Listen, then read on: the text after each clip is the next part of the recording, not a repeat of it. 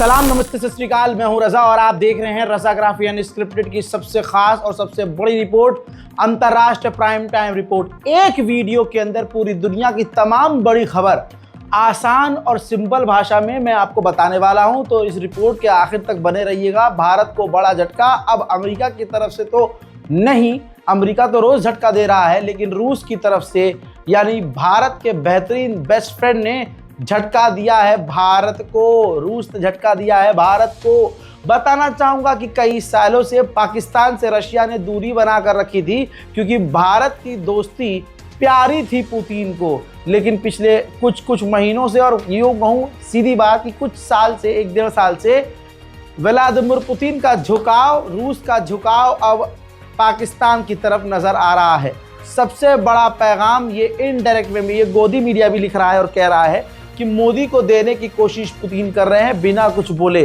बताना ये चाहेंगे आपको कि अचानक से इतिहास में पहली बार पाकिस्तान पहुंच गई है रूस की नेवी, और 1-2 एयरक्राफ्ट कैरियर और 1-2 युद्धपोत नहीं, बल्कि तमाम पूरी हाई फाई नेवी बेस पूरे अपने सीनियर ऑफिसर्स और खतरनाक हथियारों के साथ पहुंच गए हैं। आपको बता दूं कि पाकिस्तान की नेवी DGPR ने और पाकिस्तान की गवर्नमेंट ने खुद वीडियो जारी किया है और बिल्कुल ऐतिहासिक स्वागत किया है। बिल्कुल ऐसा स्वागत किया है जैसे रूस भारत का नहीं बल्कि पाकिस्तान का दोस्त हो। ये तमाम तस्वीरें मोदी सरकार की कूटनीति पर थूकने वाली हैं। हाँ मेरे दोस्तों, रशिया जो कल तक भारत के करीब था, वजह क्या है कि अचानक से पाकिस्तान के बेहद करीब हो गया। सीधा सीधा ये हमारी विदेश नीति का फेलुअर है। आपको बता दूं कि पाकिस्तान ने आधिकारिक तौर पर स्वागत किया है। इससे ज़्यादा बुरी बात हमारे लिए ये है कि पाकिस्तान की नेवी और रूस की नेवी खतरनाक ड्रिल करने की तैयारी कर रही है, जो सीधा सीधा भारत के लिए खतरे का संकेत है। भारत को किनारे करके जिस तरह से रशिया ने पाकिस्तान से करीबी बढ़ाना शुरू किया है, सीधा सीधा ये भारत के लिए एक बड़ा खतरा है। लेकिन भारत में करना क्या है, भारत सरकार को क्या करना है, हमारी इंटेलिजेंस को क्या करना है? हमारी इंटेलिजेंस को, हमारी सरकार और उनके समर्थकों को औरंगजेब को गाली बकनी है। 400 साल पहले जो मर खप गया, उसकी आत्मा का नाम लेकर अभी भी इनके पिछवाड़ों में तकलीफ है, तो उसी को लेकर दंगा भड़काएंगे। जैसे कि संगठनों ने पूरी प्लानिंग करके, कल आप देखा कि नागपुर में जो पिछले कई महीनों से हिंदू संगठन, बीजेपी के नेता और RSS के नेता, हिंदू संगठन के नेता और खासकर लश्कर नोएडा यानी गोदी मीडिया लगातार कोशिश कर रहे थे कि कुछ तो दंगा हो, कहीं तो हो, कुछ तो हो, और वो आखिरकार हिंदू संगठनों को बड़ी कामयाबी मिली और नागपुर में बड़ा दंगा छेड़ दिया गया। उधर पाकिस्तान का भी कोई ईमान नहीं है। बौखलाया हुआ, पगलाया हुआ पाकिस्तान का अथॉरिटी है, गवर्नमेंट है। कैसे?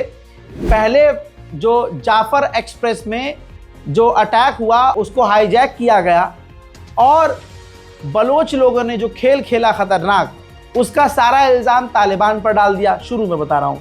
फिर तालिबान ने पलटवार किया, कहा कि ये झूठ है, हमारा इसमें कोई रोल नहीं है। फिर पाकिस्तान ने इल्ज़ाम भारत पर डाल दिया, तो भारत ने झुटलाया कि भाई साहब हमारे पास इतना फालतू टाइम ही नहीं है।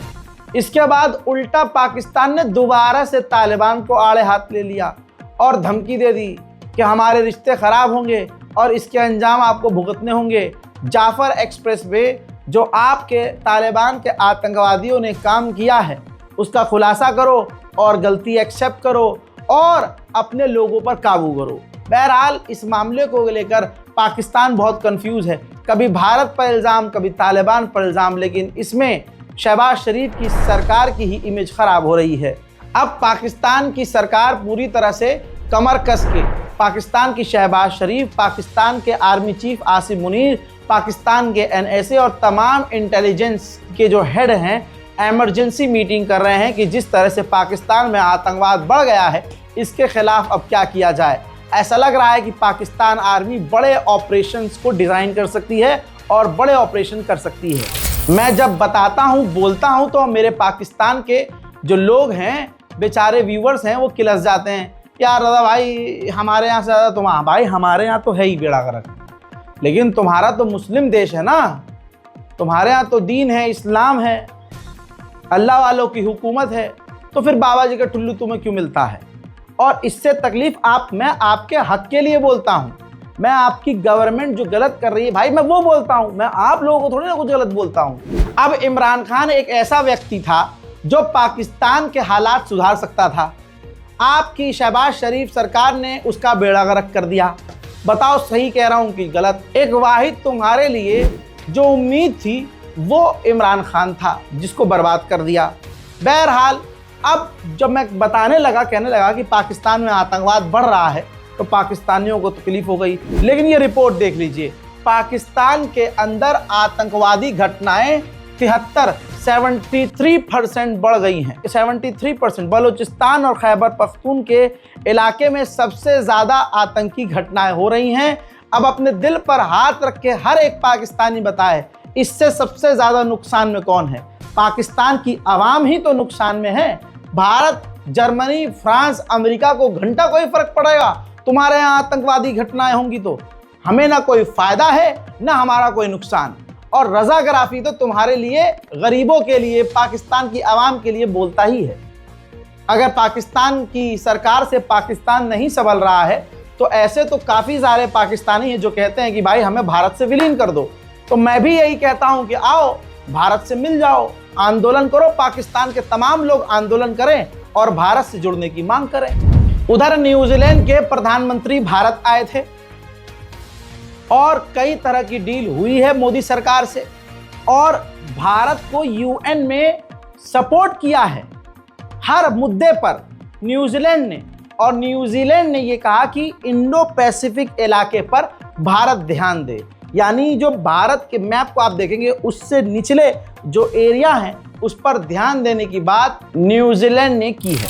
मोमिनीन हजरात, जहां लाल आंख दिखाने की बात करने वाला शख्स था वो अंग्रेजों के साथ एक पॉडकास्ट करता है, और वही हमारा प्रधानमंत्री और किसी किसी का शेर, जी हाँ हमने थेल पाला है वाला शेर, भारत में किसी को इंटरव्यू नहीं देता, लेकिन अंग्रेजों से इतना प्यार है कि अंग्रेजों के साथ 3 घंटे का पॉडकास्ट कर लेता है, स्क्रिप्टेड। बहरहाल उसमें उन्होंने चाइना के लिए बेहतरीन बातें कर डाली। बजाय लाल आंख दिखाने के, सख्त पैगाम देने के, मोदी जी ने कह दिया कि हम उसके साथ जो है रिश्ते ठीक करेंगे, ठीक करने की कोशिश कर रहे हैं, हम बात कर रहे हैं ताकि हम आगे साथ काम कर सकें। अब इस पर ये लाल आंख है तो चाइना क्या कहेगा?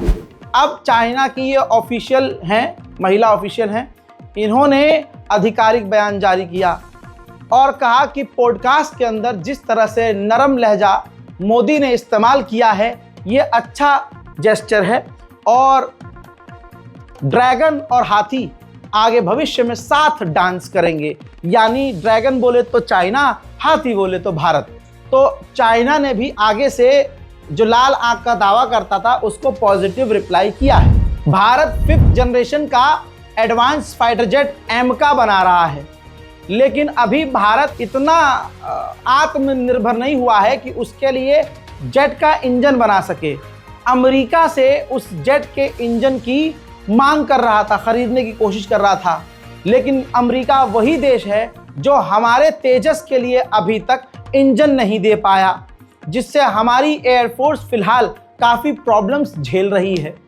ऐसे में पलटकर अपने एमका 5th जनरेशन के एडवांस फाइटर जेट के इंजन के लिए भारत अब रशिया से बात कर रहा है, और रशिया 100% हमें यकीन है भारत को एमका फाइटर जेट के लिए इंजन दे ही देगा।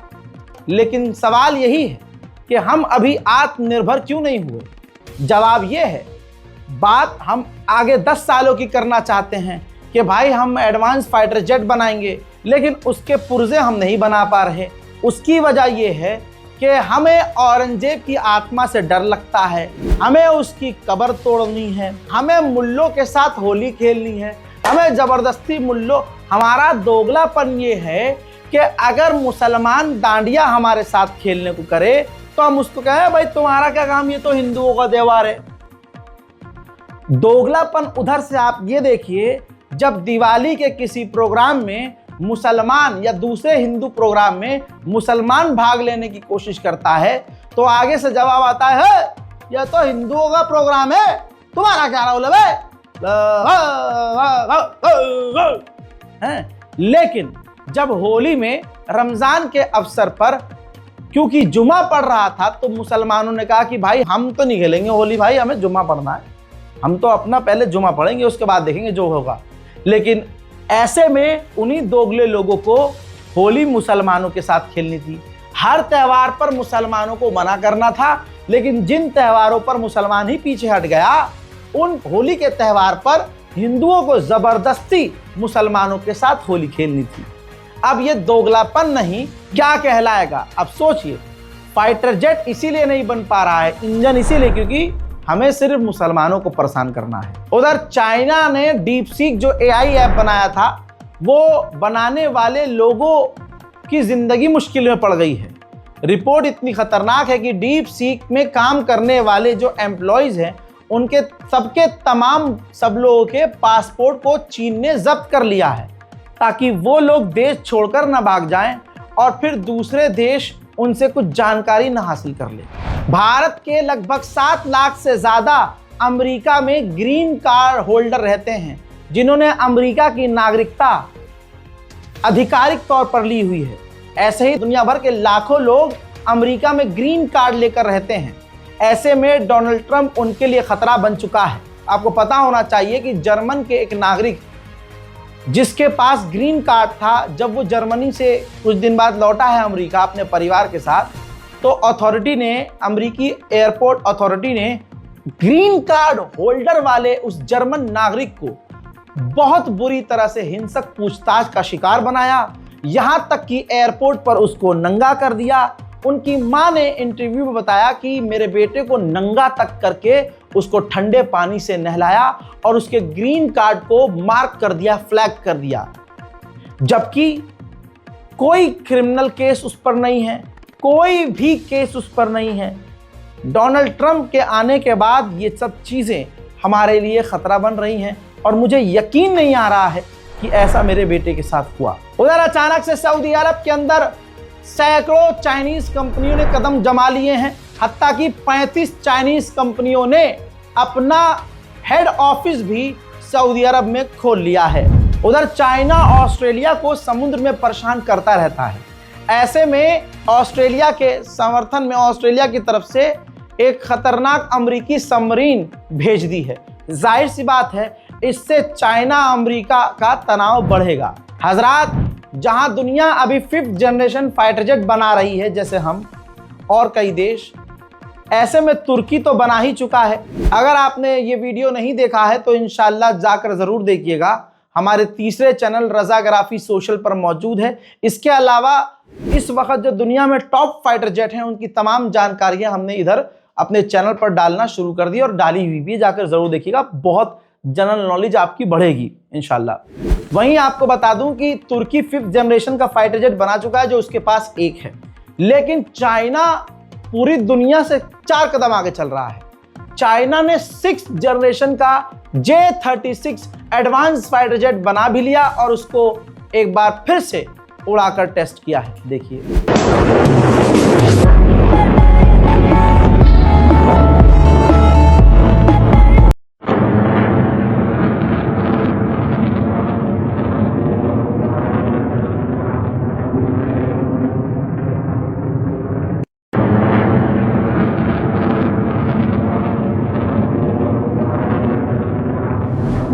साउथ कोरिया लगता है ट्रेनिंग में ससुरा जीरो है। कुछ वक्त पहले साउथ कोरिया ने एक मिलिट्री ड्रिल के दौरान गलती से अपने ही लोगों के ऊपर बमबारी कर दी थी। अब एक नया इसका एरर सामने आया है। इजराइल का ड्रोन इसके पास है। इजरायली ड्रोन ये उड़ा रहा था। अचानक से क्या एरर आया नहीं पता। वो इजरायली ड्रोन जो साउथ कोरिया का था वो साउथ कोरिया के एक लड़ाकू हेलीकॉप्टर के ऊपर गिर गया, जिससे वो हेलीकॉप्टर और ड्रोन दोनों बर्बाद हो गए। व्हाइट हाउस के ऑफिशियल्स के द्वारा फ्रांस को तगड़ा जवाब दिया गया। जैसे मैंने कल बताया था कि इतिहास में अगर आप गूगल करेंगे, इंशाल्लाह मैं अपने रज़ाग्राफी सोशल पर इसका इतिहास जल्द बताऊंगा, फ्रांस ने एक वक्त राजा महाराजा के जमाने में, बहुत पहले, अमेरिका जब आजाद नहीं था तो आजाद करवाया था। फ्रांस ने अपनी फौज भेजी थी और अमेरिका को एक लंबी लड़ाई के बाद आजाद करवाया था, और फ्रांस के राजा ने ही वो स्टैचू ऑफ लिबर्टी बनवाया था एज अ गिफ्ट। अब फ्रांस के नेताओं ने मांग की है कि भाई हम अपना स्टैचू ऑफ लिबर्टी वापस लेंगे। ऐसे में व्हाइट हाउस के ऑफिशियल ने कहा कि देखो, हम अपना स्टैचू ऑफ लिबर्टी वापस नहीं देंगे, वो हमारा है, और बाद में अगर हमने फ्रांस के कई मुद्दों पर फ्रांस का साथ नहीं दिया होता तो जर्मनी का उस पर कब्जा होता, और आज जर्मनी की लैंग्वेज, जर्मनी भाषा फ्रांस में बोली जाती है। अब कनाडा के नए प्रधानमंत्री बने हैं और अचानक से तमाम यूरोप के देशों ने एक दूसरे से मुंह मिला लिया है। अमेरिका से दूर होने की वजह से सब एक हो रहे हैं, अच्छी बात है। तस्वीर आपके सामने, कनाडा के प्रधानमंत्री पहले फ्रांस पहुंचे, फ्रांस के राष्ट्रपति इमैनुअल मैक्रोन से मिले। इसके बाद अगली तस्वीर देखिए, फ्रांस के बाद वो सीधा बर्तानिया पहुंच गए और बर्तानिया के प्रधानमंत्री से मिले। कहा जा रहा है, सीधी बात यही है, आप सबको समझ में आ रहा है, अमेरिका ने सबसे एक साथ पंगा लेकर अच्छा काम ये कर दिया कि अमेरिका को किनारे करके सब अब एक हो रहे हैं। वहीं सख्ती से कनाडा के नए प्रधानमंत्री ने अमेरिका को पैगाम दिया कि अगर आप चाहते हैं कि हम आपसे बात करें तो सबसे पहले कनाडा को आप 51वां जो अपना स्टेट बनाना चाहते हैं, ये मांग बंद कीजिए। I think I would take seriously what the Prime Minister of the United Kingdom said today. I don't think one needs to respond to every comment about another country. Look, we can stand up for ourselves. It's Canada strong. We can stand up for ourselves. We've called out those comments. They're disrespectful. They're not helpful, and they need to stop before. And they will. अंतर्राष्ट्रीय prime time report में आज और अभी के लिए इतना ही। Channel को subscribe करना बिल्कुल मत भूलिएगा। रिपोर्ट को शेयर कीजिए, दुआओं में याद रखिए। जय हिंद।